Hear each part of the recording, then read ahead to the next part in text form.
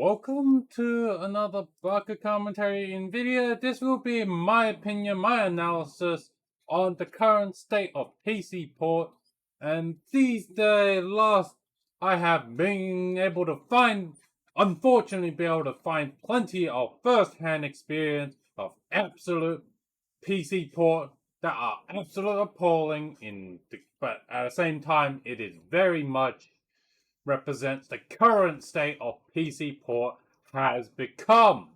So, PC game number one that I consider is an absolute bottom barrel worst game PC port I have experienced is the PC port game of the Punishing Grey Raven. Their PC port is complete shamble. The launcher, fucking bastard. The game would sometimes not boot, or when it does boot, it goes into fucking loading screen and it's stuck there. And it just keeps there, and you have to, either force it to fucking shut down, or it's gonna eventually crash itself. So, when I first played on this game, I was like, oh hey, maybe they installed it wrong the first time. Let's reinstall it. I reinstalled it, and then it's like, hey, and then I was like, second time, still the same issue, still the same crashing issue, and then I was like, and then in another one of my online friend, which I trust him to be pretty good at QC and troubleshooting, he and we kind of just went or downloaded a game. We were like, hey, let's figure this shit out. So, both of us downloaded it with variable speed, and one thing we did find is I was not getting the full download speed from my fucking end, and on my friend's end, he couldn't get the full download bandwidth of his, and basically this PC launcher is pretty bad at Punishing Grey Raven is pretty bad where they host their file, and it pretty much will not utilize the full bandwidth of your full download that your ISP has provided, and likely is because it's hosted. Likely this game is fucking in China, Guangzhou. They are probably some fucking chart connecting to some Chinese server to download the game. And if further away from China, no matter how fast your internet is, that is going to be your bottleneck. Your distance from fucking probably some Guangzhou data center hosted in China. And on top of this, I did this 1 week after the PC port launch. And they still, I didn't really run into they at least had the thing of fixing the launcher where sometimes they would launch the game. But however, my god, they still have not fixed the loading screen issue. And on top of the PC port is not even Windows 10 native. It's fucking Windows 8, Windows 7 native port. So, you have to run it in compatibility mode. In 2023, they launched a fucking game that is not even compatible natively with Windows 10.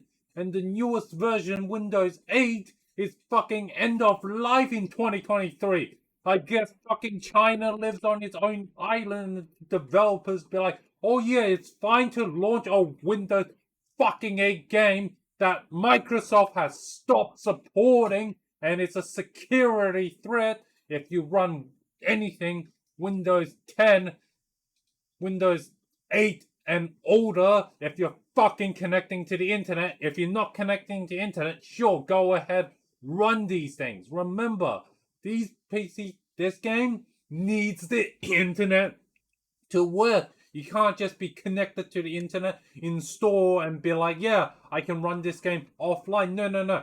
these games are always online. So this is an unacceptable shit that Kuro Game has done with their PC port. Yikes. This is what I consider the bottom barrel of this game. And now to get back onto what me and my friend, when we were troubleshooting the game, we opened debug and software to try and grab the logs of the game errors. We found shit ton of errors, shit ton of bugs, runtime errors, missing files, and missing or just files that are just improperly located. So like the installer is garbage, and then on top of the runtime of the game and software was basically broken and basically overworked the CPU to a point where it's like you're basically pegged all your CPU cores and threads in just trying the CPU's like, this should work. It's trying to fucking live, trying to boot the game that it simply cannot boot. So I don't know what the fuck Kuro Game was doing with its fucking PC, QC, and the public beta that they launched. Fucking hell, how can you not do that? Where good job your testers did not find fucking game loading issue and fucking runtime error? Do you not fucking have any, this is absolute disaster of Fire PC, and unfortunately, I think some PC ports are like that now, and they can get away with it because they can just call it early alpha version that is broken and sell you a broken product and get away with it. I bet you if Punishing Grey Raven was on PC or on a platform that has fucking user review and not Padlock on behind their own fucking webpage, we'll get shafted on reviews because you can't fucking fundamentally fix these shitty runtime error and fucking, according to the community, fucking even launcher bugs and outdated Windows version that they ported it to.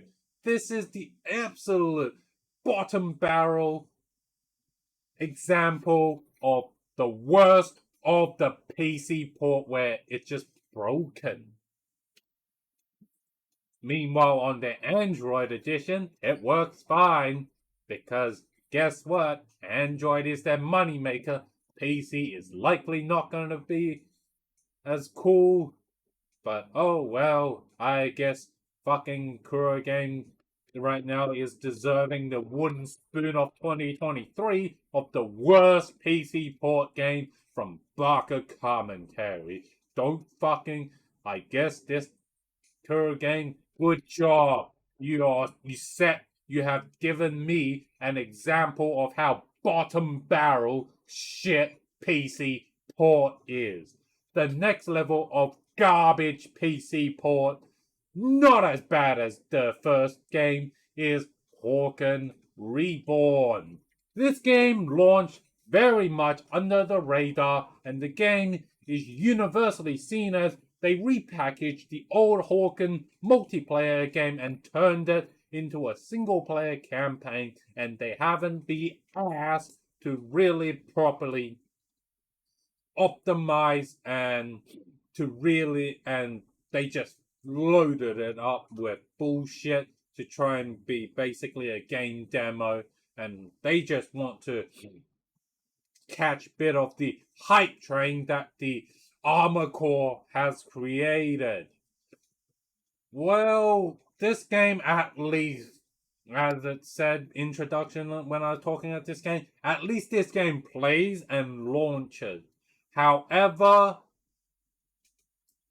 there's no runtime error or missing file. However, there is still in-game bugs, which is clearly showing that it's a really half-assed, half-effort PC game and it's there to just, and on top of the already they implemented microtransaction before they fucking fixed in-game bugs. So yay. This clearly shows that yeah, Hawken Reborn is just a game demo that they just wanted to launch and hopefully scam some players in putting money and just be like, yeah, here we have this early demo. We promise we will get this into the full game.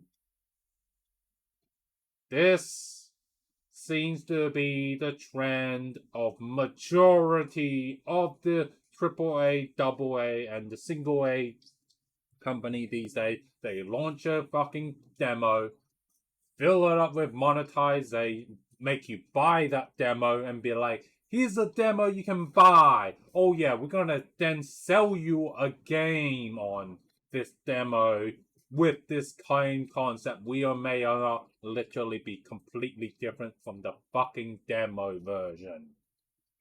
And the third final game I feel that is very well represented of the current state of PC port is the Tower Fantasy. This is the perfect example of the current fucking plague of live service. How live service games can have can one patch be low effort to next patch high quality, decently optimized. You can tell in Tower Fantasy by their first introduction planet Asperia, where the game feels a lot of low quality cut, copy paste, very, very similar, very, very base game mechanic. And when you go to the second planet Vera and the sub-region Innis, you can really tell that it's like if there was a different game. And as the developer has, for those the second planet and the second planet sub-region, they just put more effort and well, they has made it better. But most live service game, they don't do what Tower Fantasy is doing. So when they when they launch a new region and or new content, they try to blend the old content to try and make it so that the user don't notice the giant quality between the patches and the low effort. They will try and blend it together, and Tower Fantasy unfortunately comes at the trap of they did not transition between their introduction first planet to the second planet. You can kind of it's like if they just forgot about introduction planet and just completely be like, yeah, we just got to focus on 2.0 on the new planet, the secondary planet, when basically we're just gonna forget about the first planet, that the introduction planet that most of the players are gonna be fucking first interacting with. This again is kind of showing the fucking problem with live services.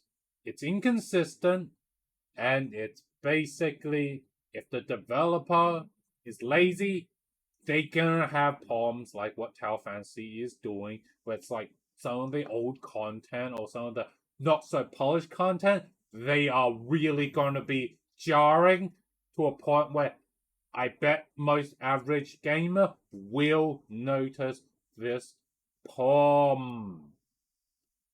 On top of, yeah, as with all live service games, they seem to be also doing this crunch time 24/7, where they just crunch non-stop, and they just have any of like those private, testing or the QCs and the community contributors that are basically being fucking giving them free QC, and those guys giving them bug report in a live service because of this short time frame of this turnaround. They don't have the fucking time to, well, fix bugs, and they end up with shitload of bugs.